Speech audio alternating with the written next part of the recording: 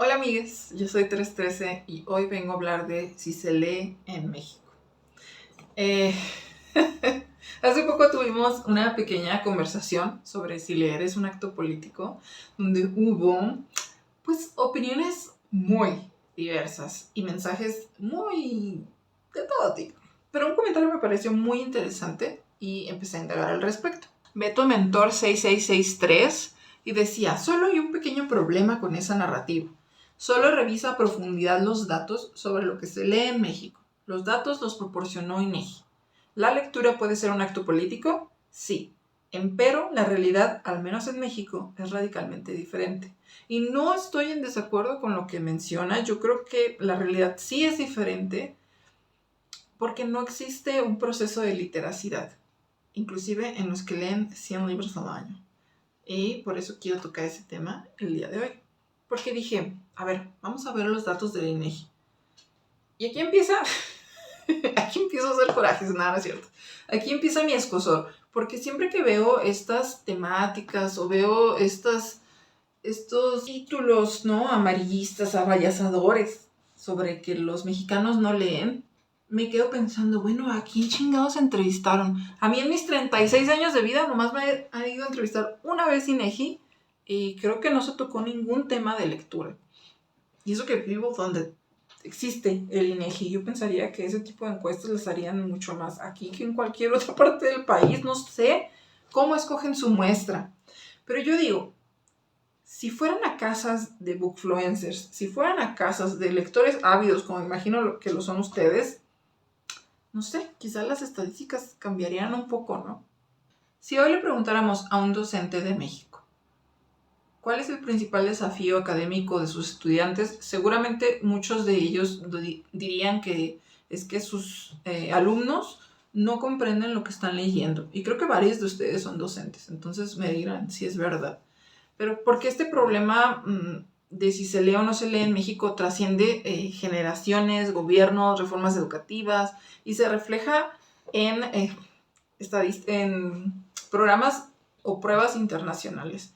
En el 2018, los resultados de México en lectura, matemáticas y ciencias en el PISA, que es el Programa para la Evaluación Internacional de los Estudiantes, por sus siglas en inglés, quedamos muy por debajo del promedio de los países de la OCDE, con apenas el 1% de estudiantes logrando niveles de competencia avanzada.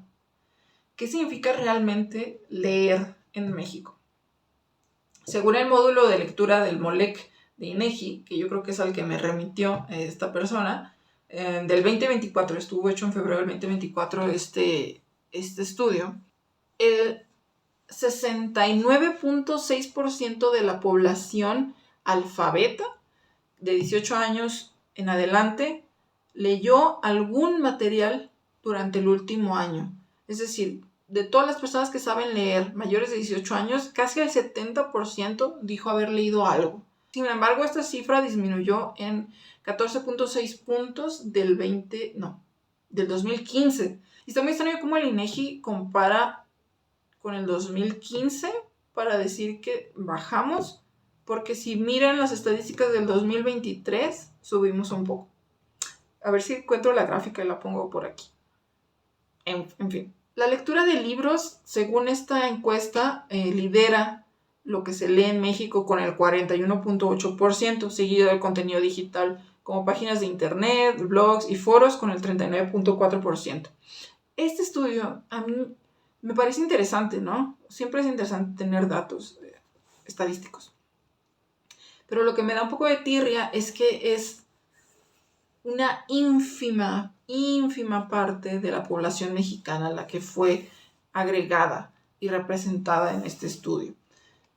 Estamos hablando de que fueron 2,000 hogares, una persona de 2,300 hogares, una cosa así, es decir, 2,300 personas aproximadamente, no me acuerdo del dato exacto, si tengo el screenshot se los pongo por aquí, pero eso representa el 0.0015% de la población mexicana, que somos como 139 millones de mexicanos, una cosa así. Esto para nada representa la cantidad de lectores en México o la cantidad de no lectores, que probablemente sí sigamos siendo una minoría en el país, pero, o sea, no me es suficiente para decir que México no lee. Y para esto me sirvieron las reglas de 3. Esto es lo que aprendí en matemáticas en todos sus años. Para decir que esto es una proporción estúpida que no refleja la realidad. Pero hablemos un poco del contexto histórico. La enseñanza de la lectura y la escritura en México tiene raíces muy profundas y muy antiguas que también podría ser interesante navegar un poco aquí, encontrar algunos estudios, algunos papers al respecto. Pero bueno, durante el México postrevolucionario, José Vasconcelos lideró uno de los grandes movimientos una cruzada educativa, le dicen, para alfabetizar al pueblo y la creación de la Secretaría de Educación Pública. En ese entonces, aprender a leer y escribir era una cuestión de supervivencia nacional, porque los porcentajes de analfabetización eran gigantescos, ¿no? Se utilizaron métodos como el onomatopéyico para alfabetizar a millones de personas, mientras textos como las lecturas clásicas para niños sentaron las bases de la educación, de una educación culturalmente rica. Sin embargo, con el paso del tiempo, esta alfabetización básica no fue suficiente. Las reformas de los años 80, influenciadas por el constructivismo de Piaget y de Vygotsky, buscaron un enfoque más profundo, integrando habilidades críticas en la lectura y la escritura. Programas de las bibliotecas escolares como las lecturas del Rincón fueron parte de una estrategia nacional que aún sigue vigente. Buscando información al respecto, miré que ya existe hasta unas lecturas del Rincón virtuales. ¿Qué significa leer en México? La lectura en México no solo se limita a libros, y creo que eso es un tema muy importante. Estamos hablando de que no se lee en literatura, de que no se lee en no ficción, de que no se lee en blogs, que no se leen periódicos, que no se leen revistas. ¿De qué estamos hablando cuando decimos que México no es lector? Las revistas de entretenimiento, el contenido digital, tienen un lugar muy destacado entre las preferencias lectoras, y creo que esto tiene mucho que ver con que vivimos atravesados por la tecnología actualmente. Sin embargo, también es un tema aparte las preferencias y la calidad de lo que se lee, que podría dar para otro debate. Se dice que no leemos porque no leemos libros, pero ¿cuántos mexicanos no leen artículos científicos o blogs o revistas, aunque sea el TV Notas? Les digo que la calidad es punto y aparte y un tema muy complicado. Fanfics, hay gente que lee muchísimo fanfic. Hay un espectro muy grande de cosas que no se están midiendo dentro de estas estadísticas, que probablemente puedan generar un porcentaje mucho más alto de lectores, independientemente de la calidad del texto. La lectura literaria, y este también es un punto muy importante por el que yo creo que mucha gente no lee, es que no debe de entenderse como un ejercicio obligatorio. Sí debe de fomentarse, pero cuando nos obligan, vale madre. Forzar la lectura de obras clásicas no garantiza la formación de lectores, ni mucho menos de lectores críticos, ni asegura que los textos conecten con los estudiantes. Más bien el enfoque tal vez debería de hacer que se encuentren diferentes tipos de textos que le lleguen a los estudiantes o a los niños o a los lectores o a los futuros lectores para que enriquezcan su visión del mundo, ya sean escritos contemporáneos, ilustrados, de autores locales o de alguna temática que les interese. Y buscar enriquecer el mundo y la psique de las personas por medio de la lectura, pues creo que es algo que nos compete a lectores y no lectores, porque luego ves ahí a la gente diciendo que leen diagonal y que solo leen los diálogos y que leen solo libros en primera persona y dices, ay cabrón, entonces, ¿si eres lector o no eres lector? ¿Y qué significa ser lector para ti? Y luego andan presumiendo que leen 100 libros al año, que esto también da para otro tema, para otro video. La lectura literaria también tiene un componente emocional único.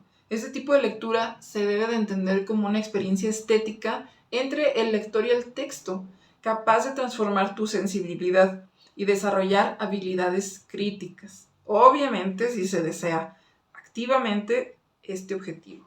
Si esta discusión ya la dimos un poco en el video pasado acerca de si leer es político. Si tú no quieres, si tú nomás te quieres entretener y pasar las hojas y leer los diálogos, pues... Pero creo que el objetivo o lo que se debería fomentar sería la perspectiva crítica, ¿no? Yo siento que para ser un lector literario pleno se requiere algo más que la habilidad técnica y la capacidad de decir que leíste 100 libros, sino que también se necesita conocimientos de historia de la literatura, géneros literarios, competencias lingüísticas, que se van obteniendo a través de leer y de que te enseñan a leer bien. El verdadero reto en México es fomentar la lectura como una práctica voluntaria y razonada. La valoración de obras literarias ocurre cuando un lector encuentra en un texto respuestas para comprenderse a sí mismo y al mundo que lo rodea, no mediante análisis mecánicos, no mediante lecturas en diagonal, no con nada de esto, sino a través de experiencias significativas que se pueden ayudar a través de ponencias, de pláticas de feria del libro, de clubs de lectura, de hablar de esto en redes sociales, y cosas que nos ayuden a realmente analizar e internalizar lo que estamos leyendo. Literacidad, más allá de la alfabetización.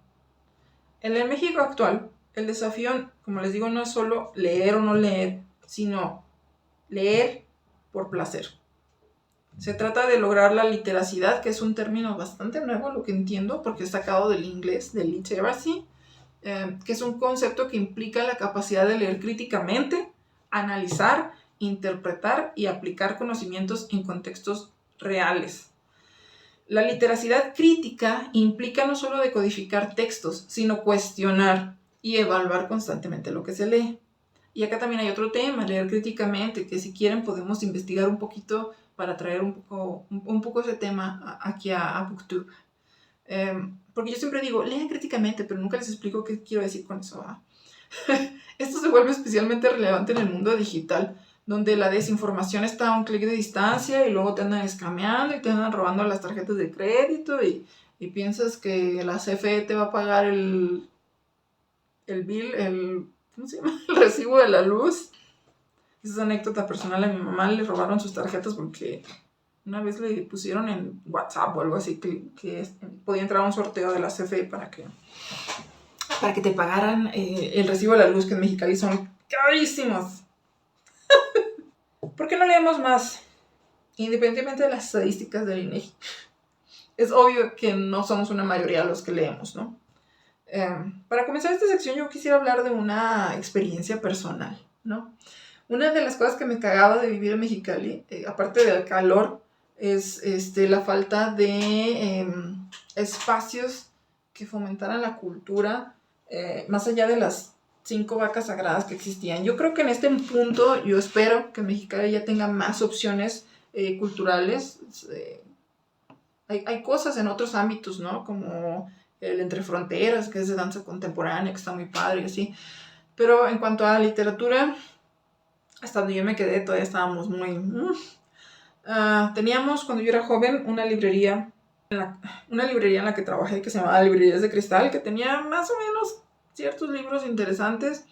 Teníamos la librería universitaria, que creo que todavía existe, está enfrente de la UABC Central y vende principalmente, como su nombre lo dice, pues cosas para abogados, contabilidad, arquitectura, cosas así. Y una sección medio equisona de literatura, con muchos bestsellers y clásicos en ediciones pues no tan cool, como pues las ediciones de Editores Mexicanos Unidos con las que yo empecé a leer a Germán Hesse. Que no me quejo, ¿no? O sea, gracias a esos libros accesibles y feos, pues, y con traducciones, pues, que dan que desear, pues así empecé a leer literatura, ¿no? O sea, no, agradezco que exista ese pequeño espacio, pero pues no era suficiente. También teníamos, creo que el Quijote, que pues tenía una selección interesante, donde creo que compré mi primer Henry Miller y mi primer Milan Kundera, pero ahorita, o la última vez que fui a Mexicali, era una tienda de regalos con Funkos y cosas así. La historia del mundo editorial y de las librerías en México también es súper interesante, pero bueno. el acceso a la literatura en Mexicali es por lo menos complicado. También existe la Feria del Libro Viejo, que a mí ya no me tocó, pero se me hace algo muy interesante y muy cool. Y está la Feria del Libro de la UABC, que she tries. Mi punto con esta pequeña anécdota es que yo siempre me quejaba de que no encontraba libros para leer en Mexicali. Y cuando venía a Ciudad de México, cuando venía a la Feria del Libro Guadalajara, yo traía una maleta específica para atascar de libros, porque eran cosas que no encontraba allá. Y me iba a Donceles a llenar mi maleta de libros. Qué hermoso. Y me iba a Fondo de Cultura Económica y me iba a todas las librerías que había así por ver, el sótano, así, para buscar cosas que me pudiera llevar a mi casa y empezar a hacer más grande mi colección. Y también creo que la primera vez que fui a la FIL Guadalajara me atasqué de libros. Y luego ya como que empecé poco a poco a comprar en Amazon y así, porque pues sí, la calidad de las cosas que encontrabas en Mexicali no era la mejor. En nuestro país el acceso a libros sigue siendo limitado y esto es algo que me choqueó muy cabrón. En el 94.56% de los municipios de México no hay librerías y muchos mexicanos jamás han leído un libro completo. Este contexto desigual impacta profundamente en las prácticas de lectura. Además, la falta de programas de lecturas dirigidas a adultos, como les mencionaba hace rato, y la prioridad de la industria por los bestsellers contribuyen a que haya a este panorama, ¿no? de desinterés y de falta de opciones. Sin embargo, los datos también pueden ser un poco esperanzadores. Con los datos del MOLEC del INEGI, decía que el 58.1% de los lectores entrevistados declaró haber tenido libros en casa o haber visto, el 51% de ellos dijeron haber visto a sus padres leer, que yo creo que es una receta infalible para crear lectores. A mí, como docente y como trabajador de librería, no de biblioteca, me tocó algo que yo creo que a muchos docentes y muchos trabajadores de librerías les ha tocado, que es que llegue una señora preocupada y te pida una recomendación de un libro para que su hijo aprenda a leer y que tenga el hábito y que no sé qué, que se la pasa en la computadora, que se la pasa jugando Nintendo. Y es como, señora, ¿usted lee? Y es que el ejemplo implica muchísimo, o sea, fuera de los raritos que llegamos a la literatura muchísimo después y que nadie nos dirigió a ella y que terminamos pues siendo bastante apasionados a la lectura, la mayor cantidad de lectores yo creo que se dan en familias donde tú ves a tus padres, a tus abuelos leer. Creo que eso es una cosa fundamental. La verdad es que no creo que haya una forma sensata de dar conclusión a este tema tan vasto. Pero sí hay que entender una cosa. Bueno, varias. 1, no tenemos datos reales sobre los lectores en México. 2, probablemente aún así, si somos una minoría y la gran población mexicana no le interesa leer, no tiene acceso a la educación, no tiene acceso a la literatura, no entiende lo que está leyendo, o te dice, no mezcles política con mis libros. Es decir, no tiene una literacidad, ni una literacidad en un nivel adecuado para leer críticamente lo que tiene en las manos. La literacidad no es solo un objetivo educativo, es una herramienta que podría ayudarnos en la lucha por la equidad social. México necesita formar lectores críticos, no solo que aprendan a leer o que se lean 3.5 libros al año, sino que sepan qué están leyendo. No solo para mejorar los indicadores internacionales, sino para empoderar a su población. Porque un país que lee es un país que tiene posibilidades de avanzar. Y esto es mi diatriba del día de hoy. Si les gustó, denle like, compártanla, coméntenla, hagan lo que ustedes quieran. Nosotros nos vemos en otro video. Bye bye.